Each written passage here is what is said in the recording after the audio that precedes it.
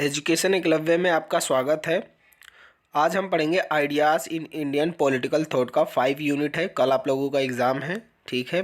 ये 5 यूनिट में ही आप लोगों का एग्ज़ाम क्लियर हो जाना चाहिए, ठीक। और आज इसमें हम डिस्कस करेंगे डॉक्टर भीमराव अंबेडकर, जो सामाजिक न्याय का सिद्धांत है। इस यूनिट में एक ही क्वेश्चन बनता है सामाजिक न्याय का सिद्धांत पे ही, ठीक है। उसी पे आपको लिखना होगा सामाजिक न्याय का सिद्धांत पे डॉक्टर भीमराव अंबेडकर के विचार क्या रहे। इंट्रोडक्शन देख लो। एजुकेशन एकलव्य में आपका स्वागत करते हैं हम। डॉक्टर भीमराव अंबेडकर ने हिंदुओं में अस्पृश्य यानी मानी जाने वाली जातियों को संगठित करके उन्हें सामाजिक और राजनीतिक न्याय हेतु संघर्ष करने के लिए प्रेरित किया, ठीक है। भीमराव अंबेडकर एक हिंदू परिवार में जन्मे थे, ठीक है, जो बहुत नीची जाति में थे, जो अस्पृश्यता जो हिंदुओं द्वारा मतलब उच्च जातियों द्वारा जिन्होंने अस्पृश्यता छुआछूत को बढ़ावा जिन जातियों जो निम्न जाति है तो उनको इकट्ठा करके उनके सामाजिक राजनीतिक जीवन को न्याय हेतु संघर्ष के लिए, ठीक है ना, प्रेरित किया कि आपके साथ ऐसा व्यवहार नहीं होना चाहिए क्योंकि उन्होंने अपनी एजुकेशन बचपन से लेकर जहाँ तक उन्होंने पढ़ा अब हमेशा हिंदू धर्म में अपमान को छुआछूत को ही देखा। अपने सामाजिक कर्तव्य में सामाजिक में समानता नहीं देखा, अपने समाज में राजनीतिक समानता नहीं देखा, ठीक है। जो समानता थी वो सिर्फ बड़े वर्गों के बीच में ही थी। जो नीची जाति के लोग थे उनमें कभी समानता नहीं था, भेदभाव की भावना से उनके साथ व्यवहार हुआ है। इसीलिए डॉक्टर भीमराव अंबेडकर नीची जातियों को इकट्ठा करके उनके राजनीतिक सामाजिक न्याय हेतु संघर्ष के लिए उन्होंने प्रेरित किया कि आप लोगों को न्याय मिलना चाहिए, ठीक। स्वर्ण अस्पृश्यता जाति में जन्मे लेकिन उन्होंने निरंतर संघर्ष और आत्मविश्वास के बल पर उच्च शिक्षा ग्रहण की, ठीक है। अपने आत्मविश्वास और बल पे इतनी उच्च शिक्षा ग्रहण की कि आज तक उनसे ज़्यादा कोई पढ़ा लिखा हुआ नहीं है, ठीक है। जाति तथा छुआछूत के कारण बाल्यकाल से ही उन्हें अपमान और उत्पीड़न किया गया सामना करना पड़ा, जिसका प्रभाव बाद में अनेक विचारों पर स्वाभाविक था। कोलंबस विश्वविद्यालय में उच्च शिक्षा ग्रहण करने हेतु उन्होंने समानता के व्यवहार पर अनुभव किया, जो भारत में अनेक लिए वर्जित था। यानी उन्होंने जब कोलंबो गए उस विश्वविद्यालय में उच्च शिक्षा प्राप्त ग्रहण की तो वहाँ देखा कि सभी समानता है, समानता का व्यवहार हो रहा है, किसी के साथ कोई भेदभाव नहीं हो रहा है। तो लेकिन भारत में तो ऐसा कुछ था ही नहीं, अधिकतर उन लोगों के साथ भेदभाव होता रहा है, ठीक। तो अब्राहम लिंकन तथा वाशिंगटन के विचारों का भी उन पर गहरा प्रभाव पड़ा, ठीक है। वह कबीर की भक्ति, फूले जी के समाज सुधार तथा साहू महाराज के ब्राह्मणवाद के विरुद्ध संघर्ष से भी प्रभावित थे, ठीक है। क्योंकि ये कुछ व्यक्ति थे जैसे कबीर, फूले जी, साहू महाराज, ठीक है, ये ऐसे व्यक्ति थे जो ब्राह्मण उच्च जातियों के जो मतलब भेदभाव करते थे उनके खिलाफ थे। जैसे कि महाराजा साहू महाराज जो थे वो ब्राह्मणवाद के विरुद्ध संघर्ष कर रहे थे, ठीक है। फूले जी महिलाओं के सामाजिक सुधार की बात कर रहे थे। कबीर जी निर्गुण भक्ति की भावना से सभी को जागृत कर रहे थे। इनके प्रभाव से ज़्यादा ही प्रभावित हुए अंबेडकर जी, ठीक। अंबेडकर विचारधारा पर लोकतंत्र, समानता, स्वतंत्रता का प्रभुत्व के पश्चात विचारों का प्रभाव स्पष्ट रूप से दिखाई देता है, ठीक है। अपने अमेरिकी प्रभाव के दौरान वह रंग भेद की नीति का विरोध करने वाले 14वें संशोधन से अत्यधिक प्रभावित थे, ठीक है। उससे उन्होंने भारत में दलितों का उद्धार करते हुए संघर्ष करने को प्रेरणा मिली। उनका मानना था कि दलितों को स्वतंत्रता, जीवन यापन व संरक्षण बनाने हेतु संवैधानिक उपचार की सुधार की पुष्टि में सहयोग होंगे। उनके द्वारा लिखी गई कृतियों में जाति प्रथा का उन्मूलन, शूद्र कौन थे, ठीक है, हाउ वाज द शूद्रास, ऐसी पुस्तक लिखी उन्हें, स्पृश्यता जातियाँ, ठीक है ना। सामाजिक न्याय की दिशा में उनका महत्वपूर्ण योगदान माना जाता है क्योंकि वो हमेशा जो निम्न जाति वर्ग के थे जिनके साथ भेदभाव व्यवहार किया जाता था, समानता असमानता उनके साथ फैलाई जाती थी, उनके खिलाफ ब्राह्मणों के खिलाफ गए, ठीक है, उच्च जातियों के खिलाफ गए कि ताकि वो लोग समानता अपने जीवन व्यक्तित्व को विकास कर सकें, समानता का विकास कर सकें, ठीक है। भीमराव अम्बेडकर ने निम्न जाति वर्गों को ऊंचा उठाया ताकि उनका विकास हो सके, जो आज तक उनको सुविधाएं नहीं मिली वो स्वतंत्रता मिल सके, ठीक। अब सामाजिक न्याय की अवधारणा पे बात कर लें। शाब्दिक रूप से जस्टिस, ठीक है, लैटिन भाषा के जस से बना है। जिसका अर्थ है बंधन या बांधना। इस प्रकार न्याय से तात्पर्य उस सामाजिक व्यवस्था से है जिसमें परस्पर संशोधन से बंधे रहते हैं। साधारण अर्थ में कहें तो न्याय उस अवस्था का नाम है जिसमें उचित अवस्था को व्यक्तिगत और सामाजिक संबंधों में सामंजस्य हो, निष्पक्षता हो, स्वार्थहीनता और तर्कसंगता हो, जिसमें व्यक्ति अपने अपने अधिकारों और कर्तव्यों का पालन कर सकता हो। ठीक है। अब प्लेटो क्या कहते हैं न्याय के बारे में। प्लेटो ने अपनी पुस्तक द रिपब्लिक में परिभाषित करते हुए लिखा कि न्याय मानव आत्मा की उचित अवस्था है और मानवीय स्वभाव की प्रकृति की मांग कहते हैं वो। ठीक। बारकर का विचार है कि न्याय का अर्थ है प्रत्येक व्यक्ति द्वारा कर्तव्य का पालन करना जो उसकी प्राकृतिक गुणों और सामाजिक स्थिति के अनुकूल है। नागरिक को अपने धर्म की चेतना और सार्वजनिक जीवन में उसकी अभिव्यंजना ही राज्य का न्याय है। मतलब राज्य ही एक तरह से न्याय को मान लेते हैं। सामाजिक न्याय से तात्पर्य सामाजिक, आर्थिक और राजनीतिक दशाओं में न्याय के विषय से है। ठीक है। सामाजिक न्याय का क्या मतलब है। समाज में उसकी आर्थिक में और राजनीतिक दशाओं में न्याय से है।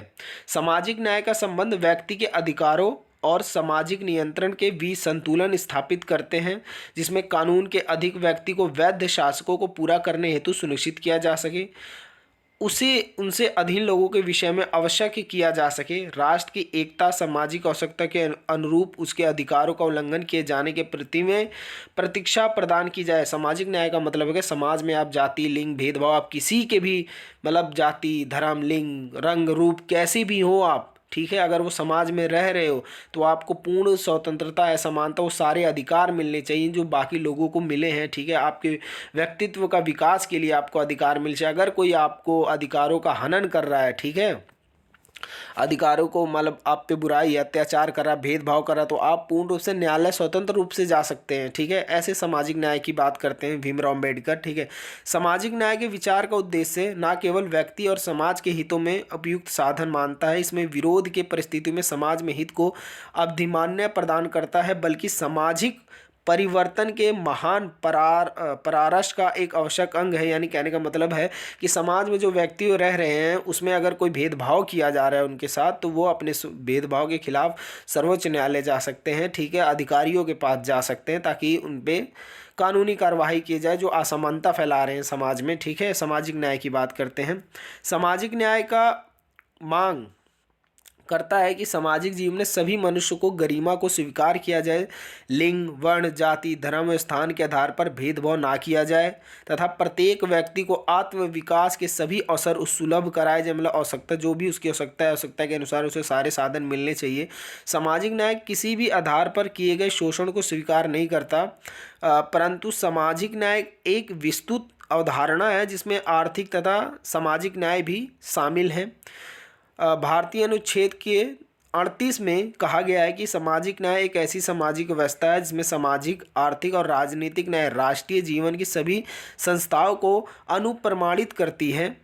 ठीक। सामाजिक न्याय सामाजिक मापदंडों जैसे क्रम कानून नैतिकता के विकास की प्रक्रिया से निकलती है जिसमें सामाजिक कार्यवाही के सिद्धांतों के आधार पर नियमों और विनियमों को लागू करने समाज में हस्तक्षेप के लिए कार्यवाही की जा सकती है।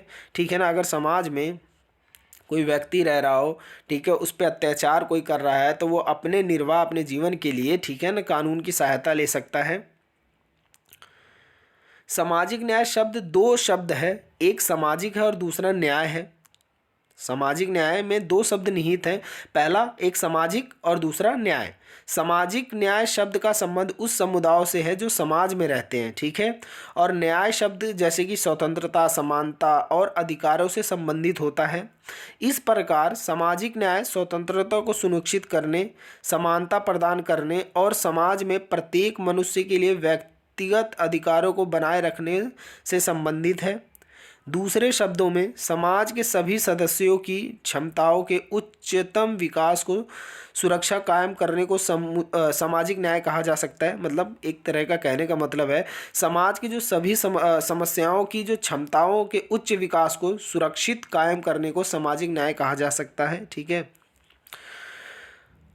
डॉक्टर भीमराव अंबेडकर सामाजिक न्याय को महत्वपूर्ण योगदान रहा है। जैसे इसमें सामाजिक न्याय का विवरण करने से पूर्व उनके चरित्र का विवरण करना आवश्यक है, ठीक है, आवश्यक है। डॉक्टर भीमराव अंबेडकर के सामाजिक न्याय पर विचार। अब विचार क्या दिया है उन्होंने डॉक्टर भीमराव? अभी तो आपने छुआछूत देखा, ब्राह्मणों ऊंची नीची जाति देखी, किसके साथ सामाजिक न्याय हो रहा है, किसके साथ भेदभाव किया जा रहा है। अब डॉक्टर भीमराव अंबेडकर के क्या विचार रहे हैं सामाजिक न्याय पे, वो देखो। और डॉक्टर भीमराव अंबेडकर सामाजिक न्याय के क्षेत्र में विशेष योगदान रहा है। उन्होंने भारत में अछूतों के लिए एक आधुनिक शब्द यानी दलित हमारे समाज के सभी सामाजिक, आर्थिक, सांस्कृतिक और राजनीतिक मंचों में वंचित लोग हैं, जो भारत के जातिगत, सामाजिक स्तरीय द्वारा उनके दुख, भेदभाव, शोषण, उत्पीड़न का कारण है। दलित इन दयनीय स्थिति को ज्योतिबाई फूले, डॉक्टर भीमराव अम्बेडकर जैसे मुख्य प्रख्यात सामाजिक और राजनीतिक दर्शनों ने संबोधित किया है। मतलब दलितों के साथ जो व्यवहार हुआ है वो समाज में सामाजिक न्याय उनके लिए डॉक्टर भीमराव अम्बेडकर लाना चाहते हैं, ठीक है। भारतीय संविधान के प्रमुख वस्तुकार, उनके द्वारा निर्मित संविधान पाठ सभी भारतीय नागरिकों के लिए नागरिक स्वतंत्रता का एक विस्तृत श्रृंखला के साथ संवैधानिक गारंटी की सुरक्षा का प्रदान करता है, ठीक है। जो भारतीय संविधान है वो आपको सुरक्षा, संवैधानिक सामाजिक सुरक्षा की गारंटी प्रदान करता है। भारत संविधान को दलितों को अनुसूचित जाति यानी एससी कहा जाता है, और अनुसूचित जनजाति जो होते हैं, ठीक है, उसने एसटी कहा जाता है, ठीक है, विशेष वर्गीय रहता है। वे ऐसे लोग हैं जो ज़मीन पर खेती करने, ठीक है, जूते धोने, कपड़े धोने, शौचालय साफ करने, मृत जानवरों के अज्ञात मानव शरीर को खुरचने और सभी प्रकार के मासिक धर्म के कार्यों को व्यक्त करते हैं, लेकिन कलंक साझा करते हैं। अस्पृश्यता और अक्सर निम्न जातियों के सदस्यों के साथ खाने, धूम्रपान और यहाँ तक कि साथ बैठने आदि से इनकार किया जाता है, तथा उन्हें अक्सर कुओं और नलकूपों का प्रयोग करने के लिए मजबूर किया जाता है। भारतीय संविधान में दलितों के भेदभाव को कम करने के लिए प्रावधान दिए गए हैं। कहने का मतलब है जो भारतीय संविधान है उसमें जो जनजाति है, दलित जनजाति है, अनुसूचित जाति, अनुसूचित जनजाति है, इनके साथ क्या करते हैं लोग, बैठते नहीं है, छुआछूत मानते हैं कि यार ये बहुत नीची जाति का है तो इसके साथ बैठना नहीं है, खाना नहीं है, ठीक है, सुट्टेबाजी नहीं करना, सिगरेट दारू नहीं पीना, नहीं ये बहुत जाती है, इसको छूने से हम अपवित्र हो जाएंगे, ठीक है। ऐसी भावना रखते हैं लोग। उनके खिलाफ सामाजिक न्याय, ठीक है, उनको दिलाने के लिए भीमराव अंबेडकर ने सामाजिक न्याय की अवधारणा दी। उसके बाद सामाजिक एक न्यायपूर्ण समाज वह समाज है जिसमें श्रद्धा की भावना और अवमानता का अवसर भाव एक करुणा समाज के निर्माण में विलीन हो जाता है। कहने का मतलब है सामाजिक न्याय वो हो जाए जिसमें सभी की भावना एक हो, आत्मसम्मान हो, सभी को स्वतंत्र हो, समानता हो, किसी के साथ भेदभाव ना किया जाए, पूर्ण रूप से एक निर्मित भाई की तरह रहें, ठीक है।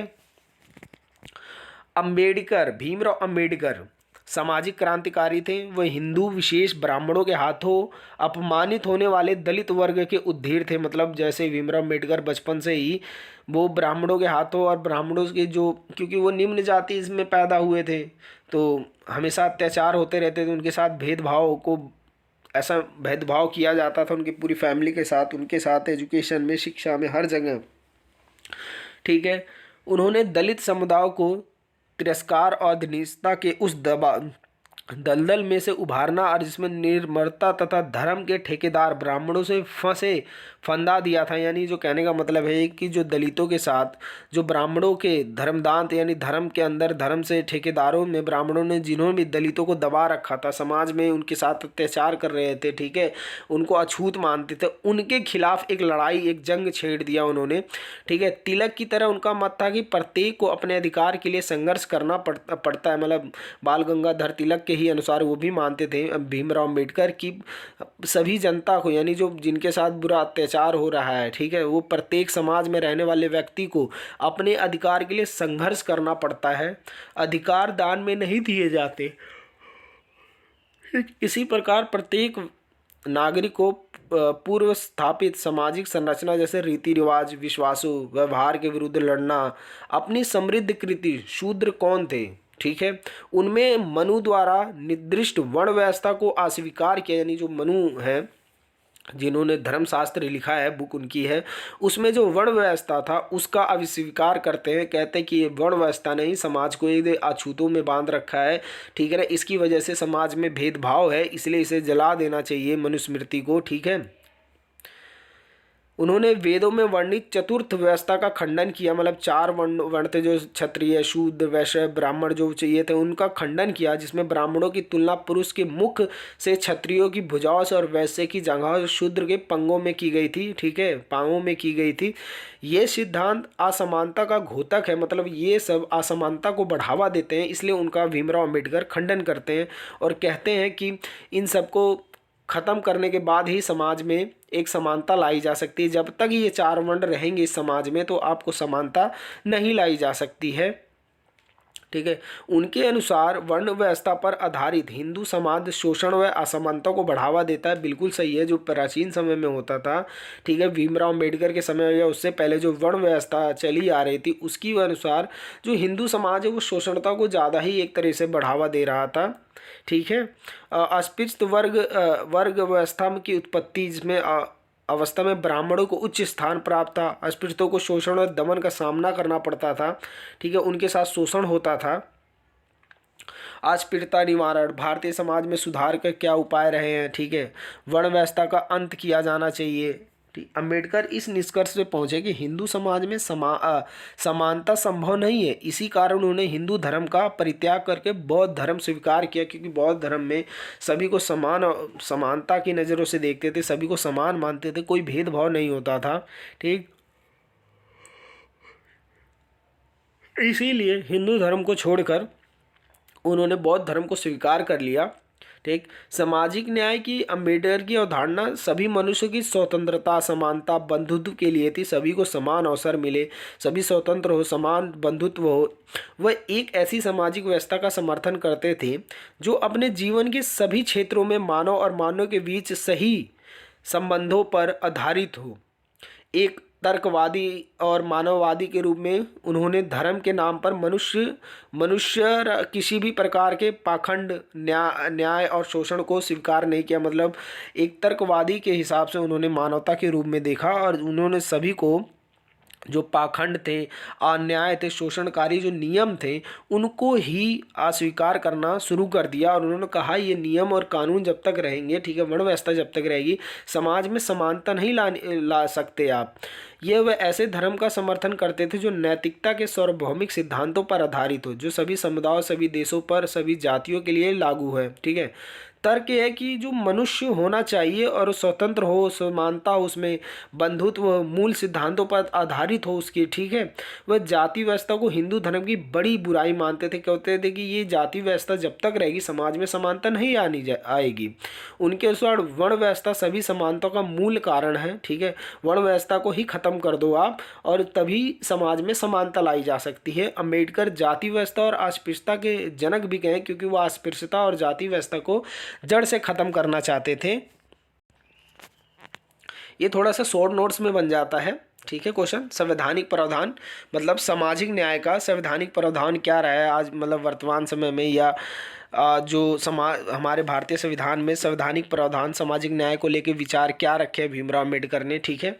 अम्बेडकर एक ऐसे सामाजिक न्याय व्यवस्था के समर्थक थे जहां मनुष्य की सभी स्थिति को योग्यता, उपलब्धियों पर आधारित हो, वो जहाँ कोई भी व्यक्ति अपने जन्म के कारण महान या अछूत नहीं होता। उनका मानना था कि कोई व्यक्ति है वो अपने जन्म के समय ही नहीं कि उस पर थप्पा लगा दिया जाए कि वो महान है या अछूत है, भाई ऐसा नहीं है। वो पैदा होने के बाद जो उच्च वर्ग थे वो डिसाइड कर देते थे कि भाई ये अछूत है, इसके साथ नहीं। उसको बचपन से इस बात को रटा दिया जाता था, उसके साथ इतना भेदभाव कर दिया जाता था कि वो बचपन से ही अपने को अछूता मानता था, नीचे मतलब नीचे काम करने के लायक मानता था, ऊँचे। अगर उसे बचपन में ढंग से एजुकेट किया जाए, पढ़ाया जाए, लिखाया जाए और बताया जाए कि समाज में कैसे तरक्की की जाए, तो बच्चा वो कभी भेदभाव मानेगा ही नहीं और अपने आप को विकसित करता रहेगा, ठीक है। लेकिन जो अम्बेडकर के समय या उससे पहले जो समय था उसमें लोगों ने जैसे ही बच्चा पैदा हुआ, ठीक है ना, उसको बचपन से ही जैसे ही थोड़ा चलने बोलने लगा है, समाज में घुलने लगा, देखने लगा समाज को, उसकी मानसिकता में एक ही चीज़ भर दी थी, भाई तुम निम्न जाति को, तुम्हारे साथ छुआछूत तो तुम भेद हो, तुम्हारे छूने से हम नहीं खाएंगे, तुम्हारे साथ नहीं बैठेंगे। उसके मन को आघात पहुंचा दिया जाता था, ठीक है। उन्होंने देश के सामाजिक रूप से शोषित और आर्थिक रूप से शोषण लोगों के लिए अभिमान्य उपचार की नीति की वकालत की। भारत के संविधान जैसे अम्बेडकर जी का प्रारूप समिति का अध्यक्ष में निर्मित किया गया था, यानी भीमराव अम्बेडकर भारतीय संविधान लिखते समय वो प्रारूप समिति के अध्यक्ष थे। कई प्रावधान शामिल थे जो राज्य के सभी नागरिकों के लिए न्याय, सामाजिक, आर्थिक और राजनीति के साथ साथ स्वतंत्रता, समानता और बंधुत्व के लिए सुरक्षित करने की संकल्प है। भारतीय संविधान में कई प्रावधान ऐसे सम्मिलित किए गए हैं जो जनता को समाज में समानता का दर्जा उपलब्ध कराए। अम्बेडकर ने संविधान के पारित होने के लिए संविधान सभा के समक्ष अपने भाषण में कहा कि मैंने अपना काम पूर्ण कर लिया है, काश कल भी सूर्य उदय हो। इनका कहने का मतलब है कि अम्बेडकर में सामाजिक दलितों के लिए जो प्रावधान मैंने लिखे हैं, जो बताए हैं, जो डाले गए हैं, जो दलितों की समानता के लिए, उच्च विकास के लिए जो बातें संविधान में उनको कानून दिए गए हैं, उनको मैं अपनी आंखों से देख लूं। मतलब उनका कहना है कि मैं अपना काम तो पूरा कर चुका हूं, लिख चुका हूं इसमें, लेकिन मैं आगे काश कल का सूर्य उदय होगा, मतलब हो कि कल का दिन देखूं कि कैसे उनको समानता, जो जीवन मैंने जिया है, जो धिक्कार मैंने, मुझे लांछन लगे हैं, जो कलंक मैंने लेके जिया है, वो कलंक दूसरों पे तो नहीं लग रहा है। इसलिए वो कहते हैं कि आज मैंने पूर्ण संविधान में लिख दिया है, या आज जो मैंने अपना काम था वो पूर्ण कर लिया है, और काश कल मैं सूर्य उदय हो, काश मैं देख सकूं कि मेरे जो भाई बंधु हैं, जो निम्न जाति के हैं, उनका विकास, उनके साथ भेदभाव तो नहीं किया जा रहा है। वो ये कहना चाहते हैं। ठीक है, वो कहते हैं कि मैंने अपना काम पूर्ण कर लिया है और काश कल उदय हो और मैं देखूं लोगों का विकास, जो अस्पृश्यता का अंत कैसे हो रहा है। नए भारत को राजनीतिक स्वतंत्रता मिल गई है, लेकिन सामाजिक आर्थिक स्वतंत्रता सूरज उगना बाकी है। वो आगे कहते हैं, अगर नए भारत, जो नया भारत बना है 1947, ठीक है, आज़ादी के बाद उसको राजनीतिक स्वतंत्रता मिल गई है। मतलब राजनीतिक स्वतंत्रता पूरी रूप से, राजनीतिक पार्टियां हैं बन रही है, स्वतंत्रता वो तो पूरी तरफ से वोट देने का पूरा है, अधिकार है। लेकिन जो समाज में सामाजिक और आर्थिक स्वतंत्रता है, उसका सूरज उगना बाकी है। वो जो उगेगा वो मैं देखना चाहता हूँ कि कैसे समाज में विकास किया जा रहा है। ठीक है, संविधान का निर्माण करते समय डॉक्टर भीमराव अम्बेडकर जी संविधान निर्माताओं के द्वारा सामाजिक न्याय की पृष्ठभूमि पर स्पष्ट बल देते हुए कहा है, संविधान का निर्माण करते समय संविधान निर्माताओं द्वारा इस तथ्य को भली भांति समझ लिया गया कि सच्चे लोकतंत्र के लिए स्वतंत्रता और समानता की ही नहीं, न्याय की भी आवश्यकता होती है, क्योंकि न्याय के बिना स्वतंत्रता, समानता के आदर्श बिल्कुल व्यर्थ हैं। आप सामाजिक न्याय नहीं लाएंगे तो कैसे आप एक दूसरे का भेदभाव मिटा पाएंगे, कैसे समाज को आगे बढ़ाएंगे। भारतीय संविधान की प्रस्तावना में सभी नागरिकों को राजनीतिक, सामाजिक और आर्थिक न्याय प्रदान किया गया है। ठीक है, लक्ष्य घोषित कर दिया। इन लक्ष्यों की प्राप्ति के लिए लोकतांत्रिक गणराज्य व्यवस्था को अपनाया गया। संविधान के अनुच्छेद 19 में क्या गया द्वारा नागरिकों को 6 स्वतंत्रताएं प्रदान की गई हैं। ठीक है, 6 स्वतंत्रता, समानता, स्वतंत्रता, बंधुत्व, ठीक है, शोषणता के विरुद्ध, धर्म के विरुद्ध। ठीक है, पहले 7 था संपत्ति के अधिकार को, संवैधानिक उपचारों का अधिकार, संपत्ति के अधिकार को हटा दिया गया 44वें संविधान संशोधन अधिनियम द्वारा। ठीक है, 1978 में उसको हटा दिया, उसे अब कानूनी अधिकार, संपत्ति के अधिकार को बना दिया गया। ठीक है, 6 बताए हैं। भारतीय संविधान में सामाजिक न्याय के आदर्श को अनेक रूपों में स्वीकार किया गया। संविधान के तीसरे भाग में मौलिक अधिकारों की बात की है भीमराव अम्बेडकर ने, और चौथे भाग में राज्य के जो नीति निर्देश तत्व उसके बारे में बात करते हैं। सामाजिक न्याय की प्राप्ति के लिए विशेष उपाय का उल्लेख किया गया है। अनुच्छेद 14 के अंतर्गत भारत के सभी नागरिकों को कानून के समान समानता की बात करते हैं, कानून के समान संरक्षण का प्रदान करते हैं। अनुच्छेद 15 में धर्म, मूल, वंश, जाति, लिंग, स्थान के आधार पर भेदभाव नहीं किया जाएगा आपके साथ। और अनुच्छेद 16 के द्वारा राज्य के अधीन पदों, नियुक्ति के संबंध में सभी नागरिकों के अवसर प्रदान किए जाएंगे कि किसी के साथ कोई भेदभाव नहीं है, आपको अवसर, आओ अपनी योग्यता के अनुसार अवसर लो। ठीक है, अनुच्छेद 14 के द्वारा अछूता तथा अनुच्छेद 23 और 24 द्वारा बेगार और शोषण का अंत किया गया है। ठीक है, संविधान के अनुच्छेद द्वारा तो सामाजिक न्याय के मार्ग में आने वाली बाधाओं को दूर किया गया है, और संविधान के नीति निर्देशक तत्वों के अंतर्गत विशेष रूप से अनुच्छेद 41 से 47 तक विशेष विधि व्यवस्था की गई है। उनका लक्ष्य है कि सकारात्मक रूप से सभी नागरिकों को सामाजिक न्याय प्रदान की जानी चाहिए। ठीक है, किसी के साथ भेदभाव मत करो आप। अनुच्छेद 42 द्वारा राज्य को जिम्मेदारी सौंपी गई कि काम की उचित दशाएं बनाए रखने की कोशिश करें। अनुच्छेद 43 में कहा गया है कि मौलिक श्रमिकों के लिए निर्वाह योग्य भूमि का प्रबंध। 44वें अनुच्छेद के लिए सामान्य व्यवहार संहिता अनुच्छेद 45 में बालकों के लिए विशेष शुल्क अनिवार्य शिक्षा व्यवस्था की गई ताकि वो सभी शिक्षित हो सके और अपना व्यक्तित्व विकसित कर सकते, अपना विकास किए, अपने लिए जागरूक, अपने अधिकारों के लिए जागरूक हो, ऐसी शिक्षा व्यवस्था की गई। ठीक है, ऐसे व्यवस्था की गई है। अनुच्छेद, ठीक है, किसी एक धर्म, जाति, लिंग, नस्ल के आधार पर चुनाव में अपभ्रंश के खिलाफ प्रतिबंध। कहने का मतलब है अब चुनाव जब होता था पहले तो जाति के आधार पर वोट डलते थे, उसको अंत करना चाहते थे भीमराव, क्योंकि चुनाव के हिसाब से अगर जाति में तभी तो जाति व्यवस्था तो तभी भी चली आ रही है और अभी भी कहीं ना कहीं समाज में जाति व्यवस्था होती है। गांव में तो अक्सर सामने दिख जाता है, लेकिन शहरों में जाति व्यवस्था अक्सर दिखता नहीं है, लेकिन होता शहरों में भी है जाति व्यवस्था। ठीक है, शहर में क्योंकि एजुकेटेड होते हैं और ज़्यादा दिखता नहीं है शहर में, क्योंकि वो एक सीमित दायरे में चलता है जाति व्यवस्था, लेकिन गांव में तो खुली जाति व्यवस्था चलती है। यहाँ इसलिए गांव में अक्सर दिखता है जाति व्यवस्था। अनुच्छेद 38 और अनुसूचित जाति और अनुसूचित जनजातियों के लिए एक राष्ट्रीय योग बनाने का आदेश दिया ताकि उसमें प्रदान किए गए जो सुरक्षा उपायों की निगरानी की जा सके। ठीक है, अब अनुच्छेद 341 प्रत्येक अनुसूचित जाति और जनजाति हैं उनके अंतर्गत उप समूहों को सूचीबद्ध अनुसूचित जातियों के विभिन्न उप श्रेणियों की सहकारी पहचान को संभव बनाता है। सार्वजनिक सूचनाओं के माध्यम से राष्ट्रपति द्वारा प्रकाशित अंतिम माना जाता है।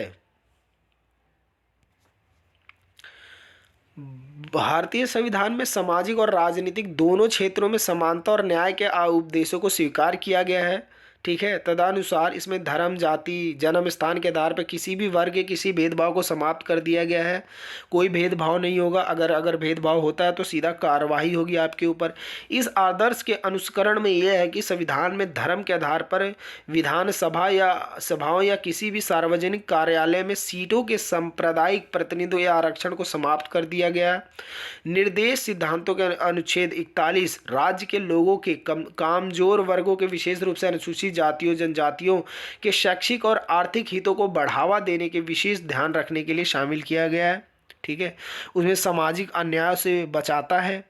राज्य द्वारा दिए गए ऐसे किसी भी प्रावधान को भेदभाव की जमीन को चुनौती नहीं दी जा सकती। जैसे अनुच्छेद 330 और 342 के अनुच्छेद में जातियों और जनजातियों के समुचित संरक्षण हितों के लिए विशेष प्रावधान दिए गए हैं। संविधान बात को परिभाषित नहीं करता कि अनुसूचित जाति और अनुसूचित जनजाति के अनुच्छेद 341 और 342 में कौन लोग हैं। हालांकि राष्ट्रपति को इन जातियों और जनजातियों को सूची तैयार करना अधिकार होता है। ठीक है, अब एक क्वेश्चन और बन जाता है यहाँ पे, सामाजिक न्याय की वृद्धि हेतु सुझाव। मतलब सामाजिक न्याय समाज में कैसे वृद्धि ला जा सकती है, कैसे मतलब सामाजिक न्याय को बढ़ावा दिया जा सकता है, लोगों को बीच में भेदभाव को ख़त्म किया जा सकता है, उस पर एक क्वेश्चन बन जाता है। ठीक है, जैसे पहला पॉइंट है राजनीतिक और प्रशासनिक इच्छा शक्ति, यानी जो विधायिका है, कार्यपालिका है, न्यायपालिका, उसको निष्पक्ष और सख्ती से अपने कर्तव्यों का निर्वाह अगर करती है तो समाज में न्यायिक समानता लाई जा सकती है। जैसे सामाजिक न्याय व दलितों के लिए जो विशेष नीति निर्धारित की जाए उसका क्रियान्वयन ईमानदारी से, ठीक है, मुस्तैदी से होनी चाहिए। मुस्तैदी का मतलब वो ईमानदारी और कठोर व्यवस्था से की जाए तो समाज में सामाजिक न्याय व्यवस्था लाई जा सकती है। इसके लिए राजनीतिक इच्छा बहुत आवश्यक है, क्योंकि राजनेता ही नई नीतियां बनाने देंगे तो कहां से सामाजिक व्यवस्था लाई जाएगी। जब राजनीतिक इच्छा शक्ति होगी तो प्रशासनिक इच्छा शक्ति स्वयं ही आ जाएगी। प्रभावी और स्वतंत्र नेतृत्व मतलब कि जो समूह बल के पर्याप्त उचित उपाय जैसे प्रयोग से सामाजिक स्वतंत्रता का निरीक्षण संभव है। मतलब समाज में जाके देखो तो कहीं भेदभाव तो नहीं हो रहा, स्वतंत्र रूप से लोग जी रहे हैं या नहीं जी रहे हैं। ठीक है, बहुकरवादी दृष्टिकोण जैसे पारंपरिक संबंध तथा सापेक्षिक तीनों बिंदुओं के आधार को समस्या के निदान हेतु ध्यान में रखना आवश्यक है। यह तभी संभव होगा जब समाज को देश का नेतृत्व सामाजिक में रुचि लेंगे, समाज का मनोबल उच्चित होगा, सामाजिक न्याय प्रबंध का समर्थन हुआ। यह नेतृत्व पर बहुत अधिक बल है। कहने का मतलब है सरकार अगर ऐसे कैंपेनिंग चलाए यार या कुछ ऐसा कुछ करे जिससे ये घोषित हो जाए कि समाज जाति वर्ग विशेष पे, ठीक है, कोई भेदभाव करता पाया गया तो आपको सजा होगी। लेकिन ऐसे कभी नहीं होता था। पहले आप देखते थे सहारा न्यूज़ आती थी ना, सहारा ऐसे करके पहले 90s में आती थी। सहारा इंडस्ट्री वो ख़त्म ही कर दिया, ये सहारा कर, दूरदर्शन, सॉरी सहारा में कह रहा हूँ मैं, दूरदर्शन, दूरदर्शन आता था। उस पे अधिकतर चीज़ें बहुत बढ़िया से समाचार पत्र दिखाए जाते थे, बेरोजगारी के बारे में बताया जाता था। वो समाचार समाचार होते थे। आज आजकल के जो न्यूज़ होते हैं वो रिपोर्टर आज उनसे जो पैसा मिला है उनके हिसाब से, जो राजनीतिक पार्टी है उनके हिसाब से करना होता था उनको, ठीक है। कोई ढंग से न्यूज़ ही नहीं दिखाते, तो ये क्या समाज को जागरूक बनाएंगे। पहले जब ये दूरदर्शन चलता तो उसमें लोगों को अधिकारों के बारे में बताया जाता था, बीच बीच में ब्रेक आता था तो लोगों को कार्टून के माध्यम से समझा देते थे कि भाई इनके आपके क्या अधिकार हैं, आपका क्या है। छुआछूत अगर किए, मतलब बढ़ावा दोगे, जाति प्रथा को बढ़ावा दोगे तो आपको पे कानूनी कार्रवाई की जाएगी। लेकिन आजकल कौन, आजकल लोग तो बेरोजगारी पे कोई मुद्दा नहीं उठाता, तो आप यहाँ पे कैसे आपके अधिकारों पे कोई मुद्दा उठाएगा, ठीक है। हम आगे बढ़ते हैं। उत्पादन के साधनों का समान वितरण हो, यानी ग्रामीण और शहरी क्षेत्र के जो उत्पादन साधन का है उसका समान वितरण हो, आय की असमानता को दूर किया जाए, मतलब जो अमीर वर्ग है वो गरीब वर्ग को सताए नहीं। जैसे कार्ल मार्क्स में हम पढ़ते हैं कि शोषण वर्ग का जो सिद्धांत दिया था उसमें जो उच्च वर्ग होता है वो निम्न वर्ग को हमेशा शोषित करता है। उसी में भीमराव अम्बेडकर कहते हैं कि अगर जो उच्च वर्ग है वो निम्न वर्ग को उनकी सहायता करे, सहूलती करे तो समाज में असमानता को ख़त्म किया जा सकता है। इसकी आय और धन की असमानता को घटाने के नींव कार्यक्रम लेने चाहिए, ठीक है, जिसमें उत्पादन के साधनों का मानवीयकरण हो, आर्थिक संकेत घटे, जनसाधारण के साथ आय स्तर में बढ़ोतरी हो, ठीक है। इसके अलावा अर्थव्यवस्था को अत्यधिक उत्पादन कुशल और विमोक्षित बनाया जाए। इसमें एक तरफ रोटी को बांटने से पहले उसका आकार बढ़ेगा, वहीं दूसरी ओर उत्पादन बढ़ेगा जिसमें आग चलेकर विघटन ठीक हो जाएगा। कहने का मतलब है जो उत्पादन के साधन है वो मिल बांट के अगर उपयोग किया जाएगा तो निम्न वर्ग को भी होगा। जैसे कि उत्पादन के मान लो कृषि है, बेचारा खेती कर रहा है निम्न वर्ग, अब जो इंडस्ट्रियल एरिया थोक बेव में सस्ते दाम में खरीद लेते हैं और महंगे दाम में फिर आगे प्रोडक्ट बना के बेचते हैं। अगर उसी प्रोडक्ट मान लो खेती से आपने खेती खरीदा, फसल खरीदी, अब उसका फसल की कीमत मत दो आप, ठीक है, जो प्रोडक्ट बना के बेच रहे हो उसका 1% किसान को दे दो ना, है। आप 1% या 2% किसान को दे दो कि भाई तुम्हारी फसल का हमारी इंडस्ट्री में हम लगा रहे हैं, जो हमारा मुनाफा होगा जो भी होगा हम आपको 1% दे देंगे, उसमें से 1%, 2%, 3% आप भाई आपका होगा हमारे में हिस्सेदारी। तो उससे क्या होगा, आप एक तो भेदभाव को ख़त्म कर दे रहे हैं और दूसरी बात उनका उत्थान भी हो रहा है, इंडस्ट्रियल एरिया ग्रामीण लोगों का विकास भी कर रहे हो आप, ठीक है। इस तरह के साधनों का पूर्ण से हो। संगठित और असंगठित क्षेत्रों के लिए स्पष्ट राष्ट्रीय नीति हो, यानी सफल आय धन वितरण के लिए संगठित और असंगठित दोनों क्षेत्रों के लिए निम्न मजदूरी संगठित स्पष्ट राष्ट्रीय नीति पर से, मतलब मजदूरी तय हो उनकी, जो मजदूर काम कर रहे हैं, आप मान लो फैक्ट्री में हो, उनकी मजदूरी तय हो कि भाई आपको निम्न पे मजदूरी दी जाएगी, आपके साथ कटौती नहीं की जाएगी, सब कुछ रखा जाएगा, आपके लिए सारी सुविधाएं दी जाएगी, आपके साथ कोई भेदभाव नहीं किया जाएगा। ये भी सुनिश्चित करना चाहिए कि औद्योगिक मजदूरों को न केवल नियमितम मजदूरी मिले परंतु जोड़े गए कुल मूल्य में भी मजदूरी मिले।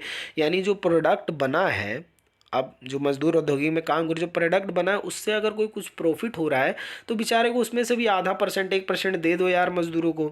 इसके साथ ही कीमत स्तर स्थिरीकरण, सामाजिक सुरक्षा के प्रभावी उपायकरण, ठीक है, जनसंख्या नियंत्रण जैसे पहलुओं पर विशेष ध्यान देना चाहिए, ठीक है।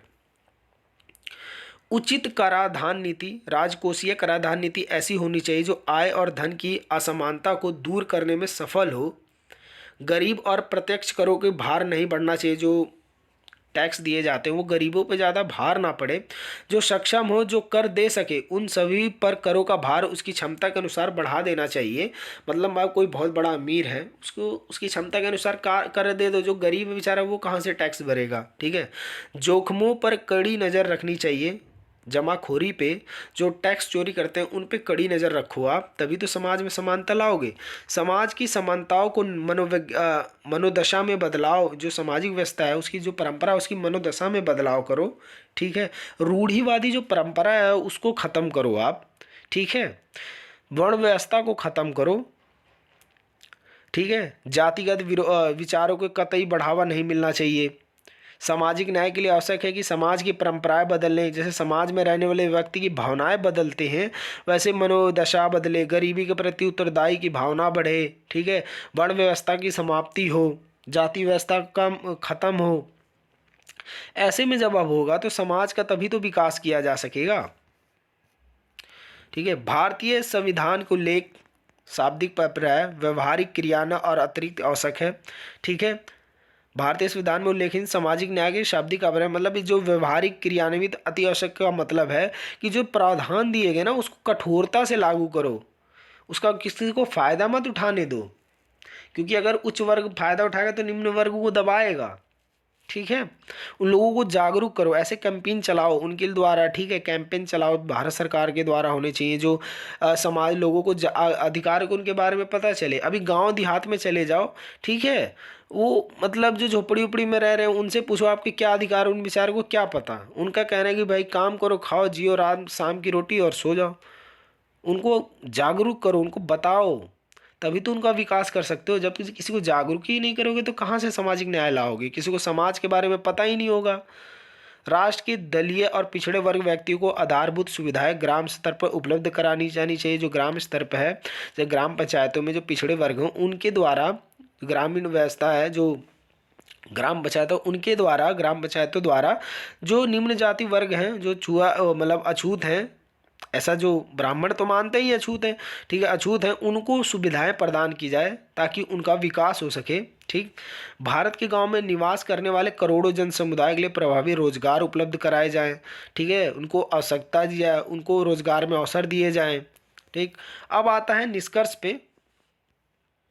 ये निष्कर्ष है छोटा सा।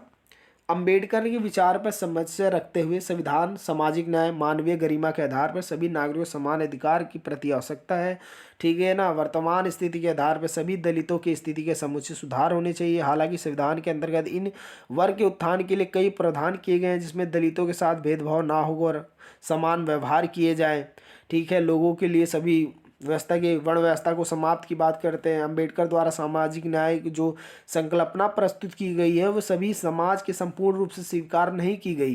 ठीक है, जो उच्च वर्ग थे वो आज भी नहीं मानते हैं इस व्यवस्था को, कानून को। ठीक है, समाज में अंबेडकर जी के विचारों को वास्तविक रूप से अभ्यास अपमाना नहीं है।